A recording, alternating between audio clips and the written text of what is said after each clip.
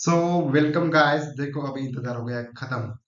आज नोटिफिकेशन आ गई है कि जो ESIC है, एम्प्लॉय स्टेट इंश्योरेंस कॉर्पोरेशन की जो अंडर नर्सिंग ऑफिसर की जो वैकेंसीज रहती है उसकी नोटिफिकेशन अभी आ चुकी है। तो उसमें पूरी डेट वगैरह मेंशन की है। उसमें अपने को पूरी कैटेगरी वाइज जो वैकेंसीज है वो वैकेंसीज कितनी रहेगी वो पूरी बात है। तो अभी कुछ टेंशन लेने की बात नहीं, जिसका हम बहुत देर से इंतजार कर रहे थे।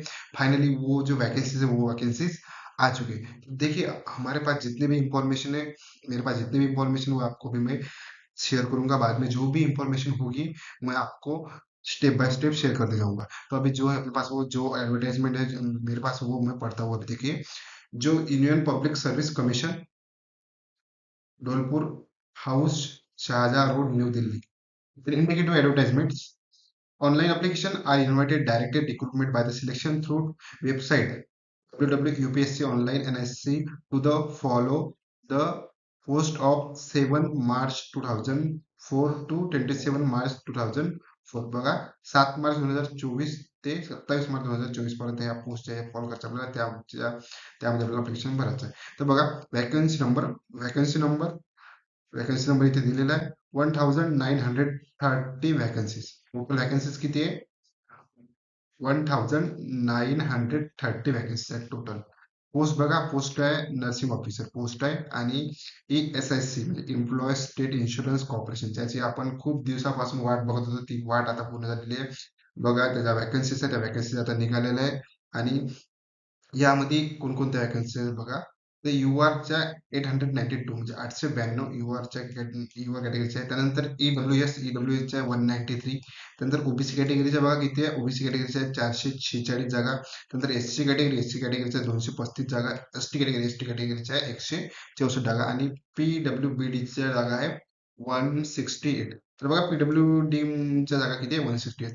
तर टोटल आपल्याला वन ऑफ द 1930 वॅकन्सीज आहे। किती?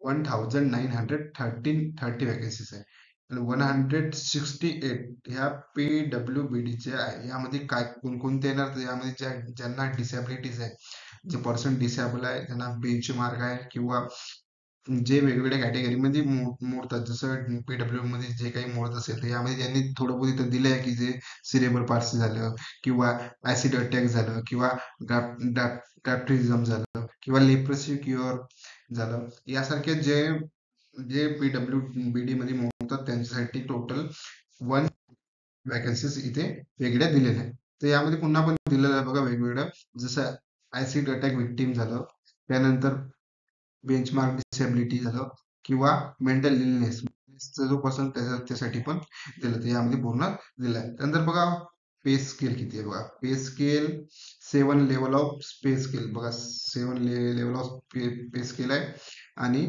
मॅट्रिक्स ऑफ पर 7 CPS आहे। त्यानंतर एज रिलॅक्सेशन बघा किती आहे, एज रिलॅक्सेशन तर बघा एज रिलॅक्सेशन फॉर युआर याला 30 एज पर्यंत आहे।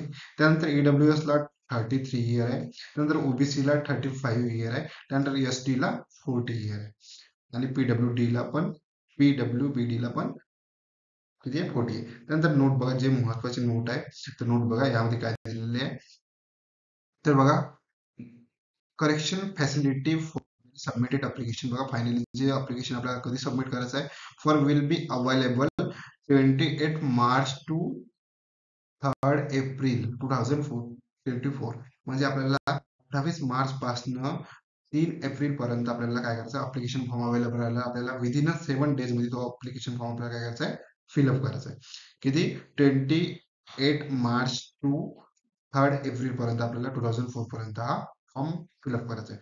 त्यानंतर crucial date determining again the limit shall be closing date for the submission online application. The candidate willing to apply above the vacancies advise visits commissions।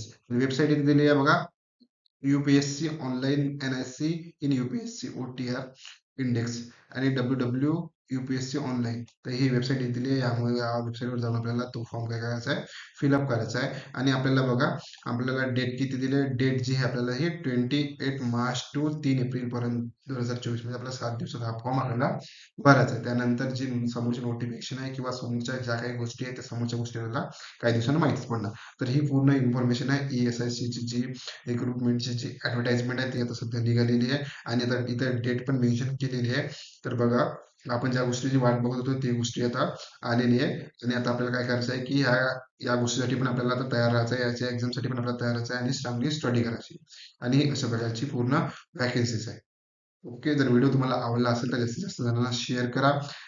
जे लोक या वॅकन्सीची वाट बघत होते त्यांच्यापर्यंत नक्कीच पोहोचवा. व्हिडिओला लाईक करा आणि चॅनल जर तुम्ही नवीन असाल तर चॅनलला सबस्क्राईब करा. थँक्यू, धन्यवाद.